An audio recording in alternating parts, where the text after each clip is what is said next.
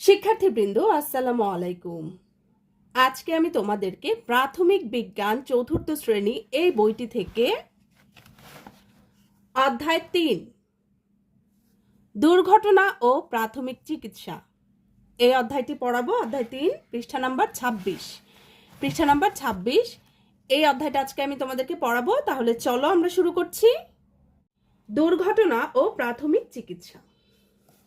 ১. দৈনন্দিন জীবনে দুর্ঘটনা। দৈনন্দিন মানে প্রতিদিন, নিয়মিত, প্রতিদিনকার। সুস্থ থাকার পাশাপাশি আমাদের দেহের সুরক্ষাও প্রয়োজনীয়।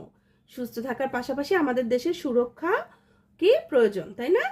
নানা রকম দুর্ঘটনার কারণে আমাদের জীবনের সুরক্ষা নষ্ট হয়। বিভিন্ন ধরনের দুর্ঘটনা ঘটার কারণে আমাদের জীবনের সুরক্ষা নষ্ট হয়। ঠিক আছে, এবার এখানে দেখো আমাদের জীবনে সাধারণত কি কি দুর্ঘটনা ঘটে। এবার আমরা জানবো আমাদের জীবনে কি কি দুর্ঘটনা ঘটতে পারে। কাজ, দুর্ঘটনার নামের তালিকা তৈরি করা। এই যে ছবিগুলো আছে, ছবিগুলো দেখে আমরা দুর্ঘটনার নামের তালিকা তৈরি করব।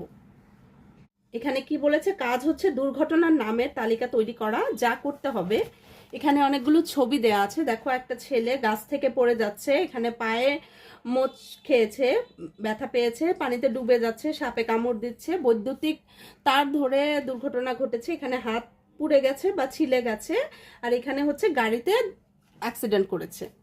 এখন এখানে লেখাগুলো দেখি কি করতে বললো। ১. উপরের চিত্রগুলো ভালোভাবে পর্যবেক্ষণ করি, মানে এই চিত্রগুলো ভালোভাবে দেখি। ২. নিজের জীবনে ঘটে যাওয়া দুর্ঘটনাগুলো অপর পৃষ্ঠার ছকে লিখি। অপর পৃষ্ঠায় একটি ছক দেওয়া আছে, এটা আমরা কি করব, ওই পৃষ্ঠায় আমাদের জীবনে ঘটে যাওয়া এই যে দুর্ঘটনাগুলো লিখব। ঠিক আছে। ৩. এই ছকে আমাদের দেখা দুর্ঘটনাগুলোকে যুক্ত করি। এই ছকে আমরা দেখেছি এরকম দুর্ঘটনাগুলো লিখব। ৪. সহপাঠীদের সাথে আলোচনা করে বাদ পড়া দুর্ঘটনাগুলো ছকে যোগ করি।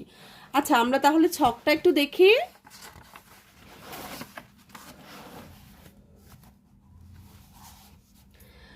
আমার জীবনে ঘটে যাওয়া দুর্ঘটনা, এটা হচ্ছে আমার জীবনে যে দুর্ঘটনা ঘটেছে সেটা আমার দেখা দুর্ঘটনা। আমি যেই দুর্ঘটনাগুলো দেখেছি সেটা অন্যান্য দুর্ঘটনা। ঠিক আছে, এখন আমার জীবনে ঘটে যাওয়া দুর্ঘটনা ৩টা আমি এখানে লিখতে পারবো। আমি একটু পড়ছি, আমি লিখে নিয়েছি আগেই। খেলার সময় পড়ে গিয়ে হাত পা কেটে গিয়েছিল। খেলার সময় পড়ে গিয়ে হাত পা কেটে গিয়েছিল, আমার ছোটবেলায় এরকম একবার হয়েছিল। গরম দুধ হাতে পড়ে হাত পুড়ে গিয়েছিল। গরম দুধ হাতে পড়ে হাতটা একটু পুড়ে গিয়েছিল। তারপরে ৩ নাম্বার, বিদ্যুৎ স্পৃষ্ট হওয়া। আমি একদম ছোটবেলায় ফ্রিজে কারেন্ট ছিল, আমি ফ্রিজ ধরেছি আর আমার শরীরে কারেন্ট লেগে গিয়েছিল। এটাই হচ্ছে বিদ্যুৎ স্পৃষ্ট হওয়া। ঠিক আছে, তোমরা তোমাদের জীবনে ঘটে যাওয়া দুর্ঘটনাগুলো লিখবে। এবার আমার দেখা দুর্ঘটনা, পানিতে ডুবে যাওয়া, ঘরে আগুন লাগা, সাপের কামড়। পানিতে ডুবে যাওয়া, ঘরে আগুন লাগা, সাপের কামড়। এবার অন্যান্য দুর্ঘটনাগুলোর মধ্যে রয়েছে ভূমিকম্প। ভূমিকম্প হচ্ছে মাটি কাঁপে যে, মাঝে মাঝে হয় কিন্তু।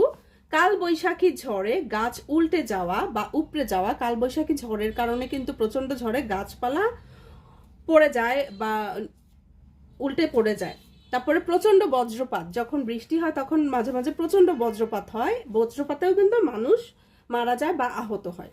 ঠিক আছে, এবার কি সারসংক্ষেপ। বিভিন্ন সময়ে আমাদের জীবনে বিভিন্ন ধরনের দুর্ঘটনা ঘটে, যেমন শরীরের কোনো অংশ কেটে যাওয়া, হাড় ভেঙে বা মচকে যাওয়া, আগুনে পুড়ে যাওয়া, সাপে কাটা, পানিতে ডুবে যাওয়া, বিদ্যুতায়িত হওয়া ইত্যাদি। আমাদের জীবনে এই দুর্ঘটনাগুলো প্রায় ঘটে থাকে। এবার কাজ, দুর্ঘটনায় ক্ষতি চিহ্নিতকরণ। এবার দুর্ঘটনা ঘটার কারণে কি কি ক্ষতি হতে পারে সেটা আমরা দেখব।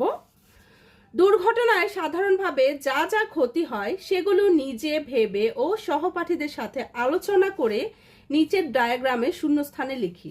এখানে দেখো একটা মাছের ফিশ বোন ডায়াগ্রাম, মানে মাছের হাড়ের একটা ডায়াগ্রাম দিয়েছে। এই প্রত্যেকটা ডায়াগ্রামের খোপে খোপে আমরা দুর্ঘটনায় যে যে ক্ষতি হয় সেগুলো আমরা লিখব। ঠিক আছে, কাজ, দুর্ঘটনায় ক্ষতি চিহ্নিতকরণ। যা করতে হবে: ১. দুর্ঘটনায় সাধারণভাবে যা যা ক্ষতি হয় সেগুলো নিজে ভেবে ও সহপাঠীদের সাথে আলোচনা করে নিচের ডায়াগ্রামে শূন্যস্থানে লিখি। দেখো এটা একটা ফিশ বোন, এই শূন্যস্থানগুলোতে আমরা লিখব। ঠিক আছে, আমি লিখে রেখেছি আগে থেকেই। 1, শরীরের কোনো অংশ কেটে যাওয়া, দুর্ঘটনার কারণে শরীরের বিভিন্ন জায়গা কেটে যেতে পারে। হাড় ভাঙা বা মচকে যাওয়া। 2, হাড় ভাঙা বা মচকে যাওয়া। 3, শরীর পুড়ে যাওয়া। 4, মানসিক ট্রমা, আমরা দুর্ঘটনার কারণে মানসিকভাবে আঘাতগ্রস্ত হই। 5, সম্পদের ক্ষতি। 6, মৃত্যু পর্যন্ত হতে পারে, মৃত্যু। 7, শারীরিক অক্ষমতা, আমাদের হাড় ভেঙে আমরা পঙ্গু হয়ে যেতে পারি। তারপরে 8, রক্তপাত, দুর্ঘটনার কারণে কি হয়, রক্তপাত হতে পারে। তো ক্ষতিগুলো কি কি? শরীরের কোনো অংশ কেটে যাওয়া, হাড় ভাঙা বা মচকে যাওয়া, শরীর পুড়ে যাওয়া, মানসিক ট্রমা, সম্পদের ক্ষতি, মৃত্যু, শারীরিক অক্ষমতা, রক্তপাত। তোমরা তোমাদের মতো আলোচনা করে নতুন কিছু পেলে লিখে নিতে পারো। এবার সারসংক্ষেপ। দুর্ঘটনা আমাদের জীবনের স্বাভাবিকতা ও নিরাপত্তায় ব্যাঘাত ঘটায়। দুর্ঘটনা আমাদের জীবনের স্বাভাবিকতা মানে স্বাভাবিকভাবে চলাফেরা, হঠাৎ একটা দুর্ঘটনায় আমরা নিরাপত্তা ও স্বাভাবিকতায় ব্যাঘাত ঘটায়। এর ফলে আমাদের স্বাস্থ্যের ক্ষতি হয়, কখনো এতে মৃত্যুর ঝুঁকিও থাকে। এর ফলে আমরা স্বাস্থ্যের ক্ষতি তো হয়ই, আবার মৃত্যু ঝুঁকিও থাকে। ঠিক আছে, দুর্ঘটনার ক্ষতি সম্পর্কে আরো কিছু জানি। এবার আমরা দুর্ঘটনা ক্ষতি সম্পর্কে কিছু পড়বো বই থেকে। গাছ থেকে পড়ে আঘাত লেগে আমাদের দেহের কোনো অংশ কেটে বা ভেঙে যেতে পারে, ফলে অঙ্গহানি। রক্তপাত, অঙ্গহানি মানে শরীরের বিভিন্ন অংশ অকেজো হয়ে যেতে পারে। রক্তপাত, এমনকি মৃত্যুও হতে পারে। পানিতে ডুবে গেলে শ্বাস বন্ধ হয়ে আমরা মৃত্যুর মুখোমুখিও হতে পারি। আগুন লাগলে শরীরের নানা অংশ পুড়ে যায়, গভীর ক্ষত সৃষ্টি হয়, এমনকি মৃত্যুও হতে পারে। সাপের কামড়েও মৃত্যু ঝুঁকি থাকে। সাপের বিষ রক্তে মিশে গিয়ে শ্বাসকষ্ট ও অঙ্গে পচন সৃষ্টি করতে পারে। রোগীর পক্ষাঘাতও হতে পারে। তড়িতাহত হলে আমাদের দেহের ত্বক, পেশি, স্নায়ু, হৃৎপিণ্ড ও ফুসফুসের ক্ষতি হয়। তড়িতাহত মানে বিদ্যুৎ, মানে আমাদের শরীরে কারেন্ট লাগলে বা বিদ্যুৎ ধরলে, ঠিক আছে, সেক্ষেত্রে আমাদের ত্বক, পেশি, স্নায়ু, হৃৎপিণ্ড ও ফুসফুসের ক্ষতি হতে পারে। এতেও মৃত্যু ঝুঁকি থাকে। সড়ক দুর্ঘটনায় অঙ্গহানি ঘটে, কখনো মৃত্যুও হয়। দুর্ঘটনা মুক্ত থাকতে সতর্কতা জরুরি, সতর্ক অবশ্যই থাকতে হবে। সতর্ক থাকলে দুর্ঘটনায় ক্ষতির পরিমাণ কমে আসবে। ঠিক আছে, আশা করি বুঝতে পেরেছো। এবার 2, দুর্ঘটনা প্রতিরোধে সতর্কতা। এবার দুর্ঘটনা প্রতিরোধ করার জন্য আমরা কি কি সতর্কতা অবলম্বন করব সেটা সম্পর্কে পড়ব। আমরা কিভাবে দুর্ঘটনা প্রতিরোধ করতে পারি। কাজ, দুর্ঘটনা প্রতিরোধের উপায় চিহ্নিতকরণ। এখানে কিছু ছবি দিয়েছে, দেখো। এই যে দেখো, বৃষ্টির সময় গাছে আমরা উঠবো না, বৃষ্টি পড়ছে, একটা লোক গাছে উঠেছে, এখানে ক্রস দিয়েছে, উঠবো না। তারপরে গরম জিনিস আমরা খালি হাতে ধরবো না, দেখো আমরা মেয়েটা খালি হাতে ধরছে, এরকম করা যাবে না। মোমবাতি এরকম বাঁকা করে ধরবো না, এক্ষেত্রে মোমের যেই অংশটা হাতে পড়ে দুর্ঘটনা করতে পারে, হাত পুড়ে যেতে পারে। তারপর হচ্ছে ট্রাফিক সিগন্যাল আমরা মেনে চলবো, এই যে সিগন্যালটা মেনে চলবো, আর ডানে বায়ে সবসময় দেখে রাস্তা পার হবো, আর অবশ্যই জেব্রা ক্রসিং দেখে রাস্তা পার হব। ঠিক আছে,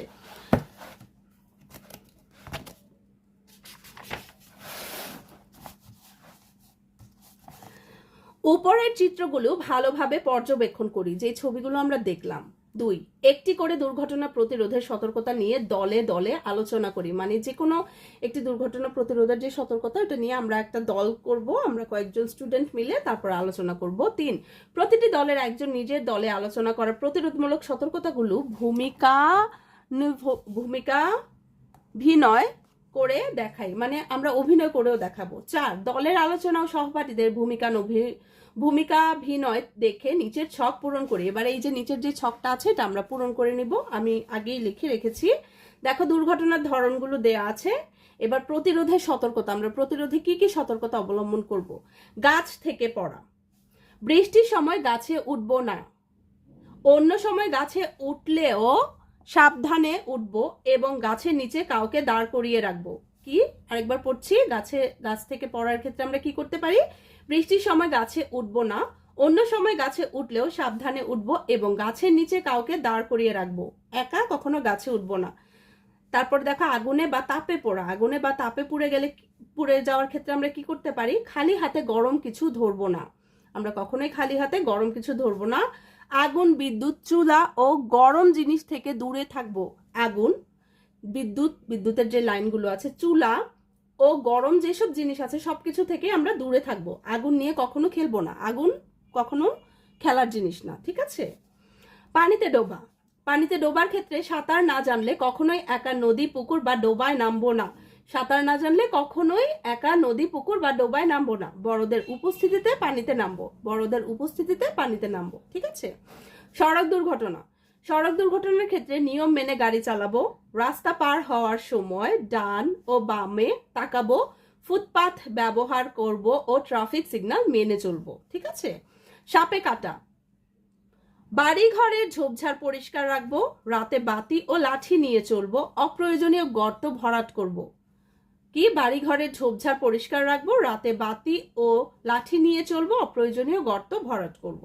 এবার তড়িতাহত হওয়া মানে বিদ্যুৎ স্পৃষ্ট হওয়া, ভেজা হাতে কখনোই বৈদ্যুতিক তার বা সুইচ ধরবো না, বৈদ্যুতিক তার বা সুইচ ছোটদের নাগালের বাইরে রাখবো। ভেজা হাতে কখনোই বৈদ্যুতিক তার বা সুইচ ধরবো না, বৈদ্যুতিক তার বা সুইচ ছোটদের নাগালের বাইরে রাখবো, ঠিক আছে। এবার সারসংক্ষেপ, সতর্ক থাকলে আমরা সহজেই দুর্ঘটনা থেকে বাঁচতে পারি। তাই এই সতর্কতামূলক রোধক ব্যবস্থাগুলো জানা ও তা মেনে চলা জরুরি। দুর্ঘটনা প্রতিরোধ সম্পর্কে আরো কিছু জানি। এবার আমরা আরো কিছু জানি।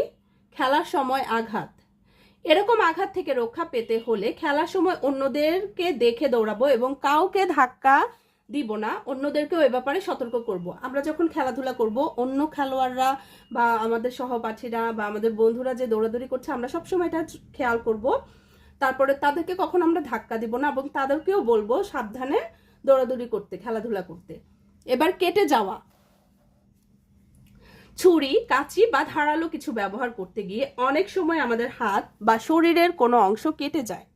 তাই এরূপ আঘাত থেকে বাঁচতে ধারালো বস্তু ব্যবহারের সময় আমরা বড়দের সাহায্য নিব, এতে শরীরের কোথাও কেটে গিয়ে রক্তপাত হওয়ার সম্ভাবনা থাকবে না। আমরা ছুরি, কাঁচি, ধারালো জিনিস কখনোই ধরবো না, আর যদি একান্তই ধরতে হয় আমরা বড়দের সাহায্য নিব, ঠিক আছে। তোমরা তোমাদের মা, বোন, শিক্ষক, বাবা এদের সাহায্য নিবে। গাছ থেকে পড়ে যাওয়া, বৃষ্টির দিনে কখনো গাছে উঠবো না, অন্য সময়ে সাবধানে গাছে উঠবো যাতে পড়ে না যায়। গাছে ওঠার সময় কাউকে গাছের নিচে দাঁড় করিয়ে রাখবো। আমরা গাছে কখনোই বৃষ্টির দিনে উঠবো না, আর একা কখনো গাছে উঠবো না, গাছের নিচে সবসময় কাউকে দাঁড় করিয়ে রাখবো। পানিতে ডোবা, আমরা অনেকেই সাঁতার কাটতে ও পানিতে ঝাপাঝাপি করতে পছন্দ করি। সাঁতার না জানা থাকলে কখনোই পুকুরে, খালে, নদীতে একা একা নামবো না বা গোসল করব না। এ সময় অবশ্যই বড়দেরকে সাথে রাখবো, এতে পানিতে ডুবে যাবার সম্ভাবনা থাকবে না। সাঁতার শিখেও পানিতে ডোবাজনিত দুর্ঘটনা প্রতিরোধ করা যায়। অবশ্যই পারলে সাঁতার শিখে নিবে, আর বড়দেরকে ছাড়া কখনোই নদী, পুকুর, ডুবা বা কোনো পানিতে যাবে না।